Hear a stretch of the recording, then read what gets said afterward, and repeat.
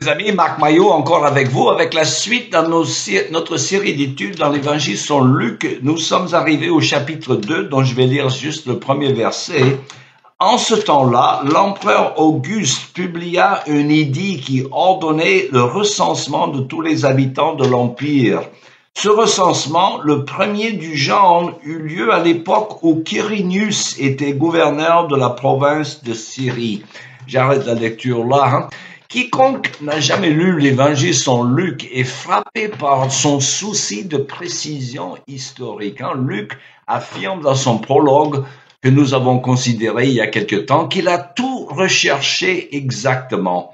Alors, aussi, nous avons affaire avec un élément de plus qui pouvait être corroboré par les annales historiques séculières, à savoir le recensement ordonné par le gouvernement romain sous l'empereur Auguste, à l'époque d'un dénommé Quirinius, qui était gouverneur de la Syrie. Seulement, il y a un problème, car nous savons que Quirinius était gouverneur de la Syrie à partir de l'an 6 après Jésus-Christ. Or, ici, il est question d'un temps avant la naissance de Jésus. Luc se serait-il trompé donc de date, comme le croyaient autrefois certains sceptiques? Loin de là. D'ailleurs, si la Bible se trompait sur quelque chose, il n'y aurait pas de raison pour lui faire confiance sur son message.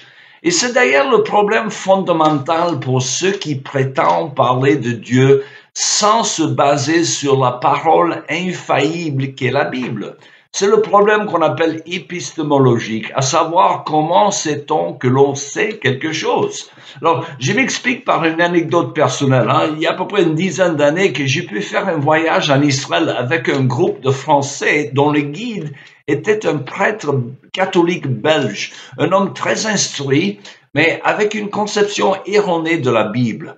Alors, chaque matin, pendant que nous visitions des lieux célèbres en Israël, ce prêtre, et qui avait un doctorat en archéologie, sauf erreur, disait que la Bible se trompait sur de tels faits archéologiques. Mais chaque après-midi, ce même prêtre présidait à une cérémonie religieuse, les catholiques appellent ça la messe, avec une petite homélie dans laquelle il nous parlait de Jésus, Marie, Joseph, etc. Alors, un jour, je l'ai confronté en lui disant « Michel, tous les matins, tu nous dis que la Bible se trompe sur tel et tel point, mais les après-midi, tu nous parles de Jésus, Marie, etc. Dis-moi une seule chose de vrai au sujet de Dieu ou Jésus, et dis-moi comment tu le sais. » Il est resté bouche bée, car sans la Bible, nous ne pouvons rien savoir de précis au sujet de Dieu et de Jésus. Donc, celui qui remet en question l'autorité absolue de la parole de Dieu devrait se taire quand il s'agit de parler de Dieu, car il s'appuie sur rien. Dieu seul sait parler de Dieu, et sans la parole infaillible de Dieu, nous ne pouvons rien savoir. Et c'est cela le problème épistémologique de ceux qui ignorent l'autorité absolue de la Bible. Alors, revenons à ce problème de l'évangile selon Luc et ce fameux Quirinius. Il y a une explication tout à fait plausible de cette difficulté soulevée par ce passage, car c'est que Quirinius, tout comme l'ancien président américain Grover Cleveland au 19e siècle et maintenant M. Trump, il fut gouverneur à 2 reprises pendant 2 mandats non consécutifs. Alors, si vous avez une Bible d'études, comme la Bible dite du semeur, vous le saurez par la note sous ce passage. Et d'ailleurs, les archéologues ont trouvé récemment une inscription qu'on appelle en latin Lapis Tibertinus, qui parle justement d'un homme devenu légat impérial de la Syrie pour la seconde fois, ce qui ne peut s'appliquer qu'à Quirinius. Mes amis, la Bible ne se trompe jamais.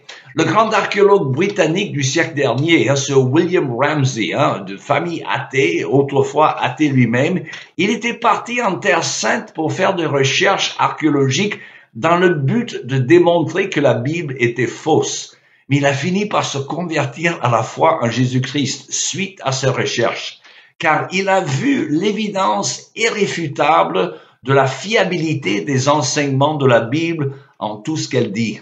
Et pourtant, il y a des gens qui ne croient pas à la Bible. J'en rencontre tous les jours. Mais il y en a très peu qui ayant pris le soin de l'étudier, qui finissent par ne pas la croire. Alors, l'avez-vous fait?